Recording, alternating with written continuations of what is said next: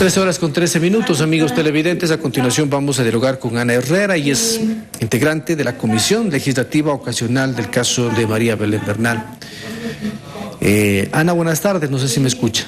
Sí, ¿cómo está? Buenas tardes, le escucho claro. Perfecto, gracias por acompañarnos. Bueno, se integra esta comisión. ¿Por dónde empezar en base a las evidencias que tienen hasta ahora? Bueno, recordarles que la creación de la comisión se aprobó en el día de ayer en el Pleno de la Asamblea por una resolución del Pleno, por lo tanto no está instalada todavía.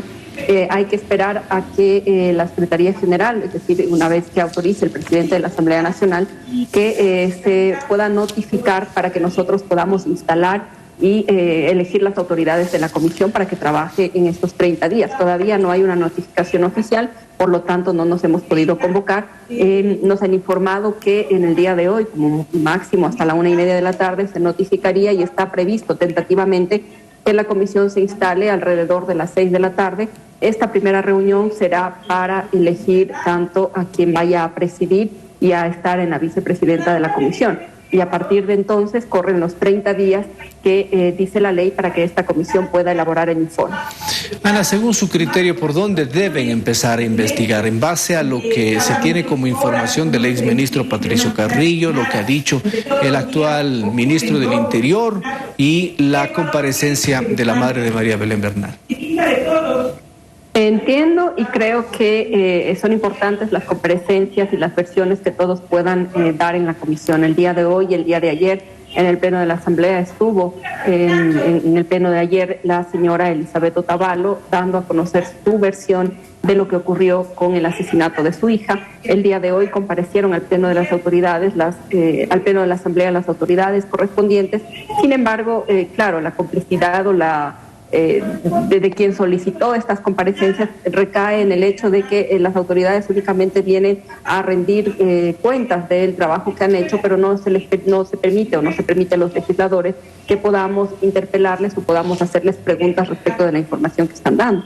Por lo tanto, va a ser absolutamente necesario que vuelvan a comparecer a la comisión, donde sí podremos hacer preguntas y donde sí podremos llevar un trabajo y un manejo más técnico de las informaciones que ellos vayan dando, ¿no? Hay que recordar también que la comisión no va a administrar justicia ni a delimitar o a designar quienes sean culpables o no. La comisión tiene un rol fiscalizador, un rol de control político, y será en ese sentido, cumpliendo lo que dice la ley y la Constitución, en que la comisión deberá actuar. No hay tranquilidad, entonces, de acuerdo a las primeras comparecencias.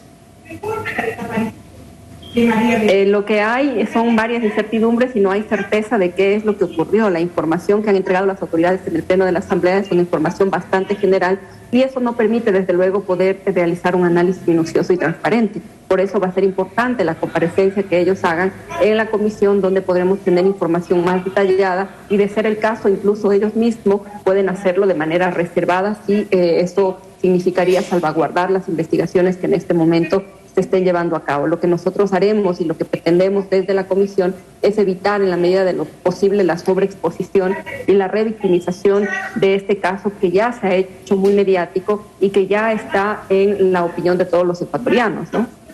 Hacer una comisión integrada por asambleístas que obviamente representan algunos sectores políticos, ¿qué es lo que al final se debería buscar?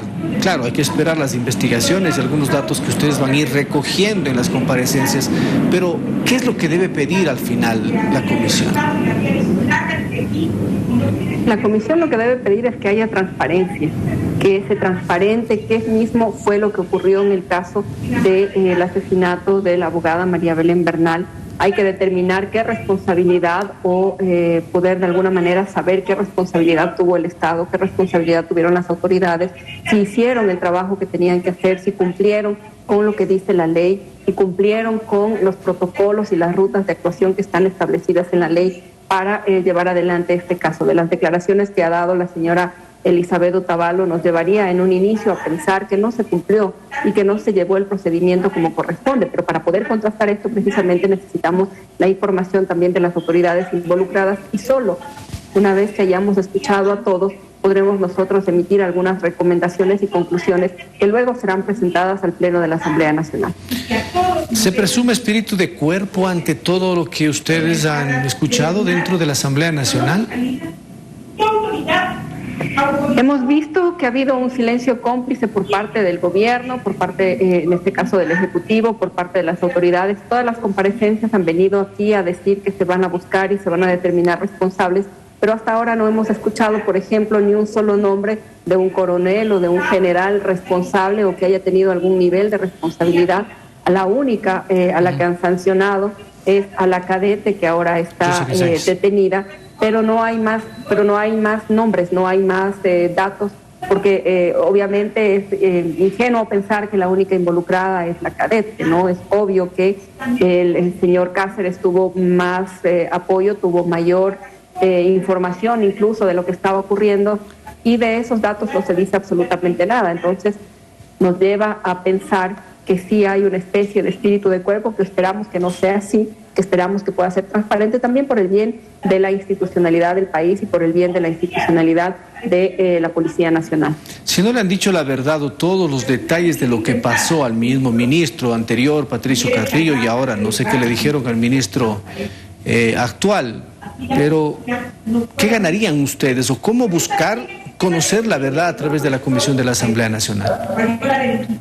Nosotros esperamos contar y vamos a contar con un equipo técnico que nos permita, por ejemplo, conocer si la información que nos están entregando, me refiero con expertos en criminalística, por ejemplo, ¿no?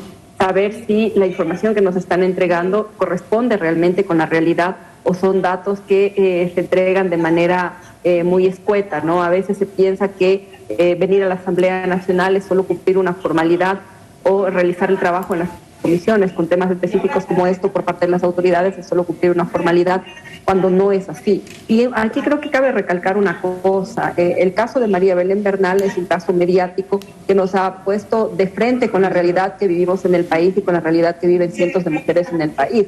Pero ese es solo el rostro visible. Detrás de María Belén hay, en lo que va de años, 207 mujeres asesinadas, víctimas de violencia. Detrás de la madre de María Belén Bernal están las madres de esas víctimas, están los hijos de esas víctimas. Entonces esto debe llamarnos a la reflexión y a pensar en que es momento, ojalá, de hacer cambios estructurales y de que se creen y se lleven adelante políticas públicas que realmente nos puedan permitir trabajar en la erradicación de la violencia, de cualquier tipo de violencia, pero en este caso la violencia hacia las mujeres. El presidente anunciaba el fortalecimiento, por ejemplo, de un plan de erradicación de violencia, pero le recordamos que desde el 2018 existe una ley que ya previene la violencia contra las mujeres, que en este momento está siendo evaluada, que no hay recursos, que no hay un presupuesto asignado. La Secretaría de Derechos Humanos no ha dado respuestas de cómo se han asignado o para qué se han asignado los recursos de haberlos, porque lo que vemos últimamente es que más allá de fortalecer la lucha contra la violencia, lo que se hace es agudizar aún más, ¿no? Los centros de atención, las casas de acogida han sido debilitadas y no hay ninguna razón. Entonces ahora es ilógico pensar que de un día para otro se quiera fortalecer la institucionalidad. Hace falta un cambio estructural, insisto, y hace falta la creación y la implementación de verdaderas políticas públicas que nos permitan trabajar en este y otros temas que son delicados para el país en este momento. ¿Cómo llegar a ese cambio? Sin duda que es importante para parar el tema de los femicidios. Ustedes decían, por ejemplo, en la mañana decía la secretaria de los Derechos Humanos, Paola Flores, que son 208 víctimas en un año. Ni siquiera lo acabamos, estamos ingresando al cuarto trimestre. Entonces la situación se vuelve bastante complicada. Si hablamos de volver a o de cambiar en el Ecuador, todo, ¿quién debe liderar? Horas. ¿Quién debe hacerlo? ¿La policía juzgando a otros policías, investigando a otros policías y elaborando también los reglamentos para policías? ¿Cuál sería el camino correcto? Tiene que ser un trabajo conjunto, ¿no? Debería ser un trabajo organizado, conjunto, en el que estén o en el que formen parte varias instituciones del Estado. Depende también de la voluntad política del Ejecutivo, de la asignación de recursos, tanto para trabajar en erradicación de violencia, pero también para dotarle a la policía de las herramientas y de los recursos necesarios para poder brindar seguridad a la ciudadanía. ¿Cómo la Policía Nacional nos va a brindar seguridad si tienen que hacer colectas para poder poner combustible a los patrulleros o tienen que hacer colectas para poder pagar los servicios básicos de las unidades de policía comunitaria, por ejemplo, o cómo van a brindar seguridad a los ecuatorianos si tienen que hacer colectas para cambiar las baterías de los vehículos. Entonces sí depende de la voluntad política y sí depende de la asignación de recursos, aparte de los cambios que se deban hacer en la normativa legal y constitucional que le permita fortalecer a la institucionalidad. Creo que es el momento más álgido de desprestigio que en este momento tiene la Policía Nacional. Creo que hace falta una reestructuración interna, creo que hace falta retomar algunas prácticas que anteriormente se llevaron adelante para garantizar que quienes formen parte de la Policía Nacional sean personas que realmente estén capacitadas y tengan las cualidades y las capacidades necesarias para poder hacerlo, ¿no? Es cuestión de leyes, Ana. Habría que reformar algunas leyes, por ejemplo el COI, porque según la actual ley orgánica habla de 34 años, 8 meses cuando hay agravantes. Pensar en cadena perpetua, ¿qué más se puede hacer?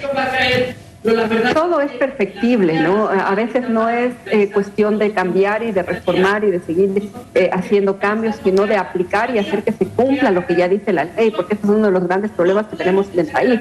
No es que no haya una normativa legal, lo que ocurre es que no se cumple. Lo que les pasa a muchos servidores policiales, por ejemplo, es que hacen su trabajo y luego Fiscalía no hace el suyo, que pueden detener a un delincuente, pero luego Fiscalía es la que se encarga de dejarle en libertad, por ejemplo, ¿no? Entonces, ¿de qué sirve el trabajo que hace la policía?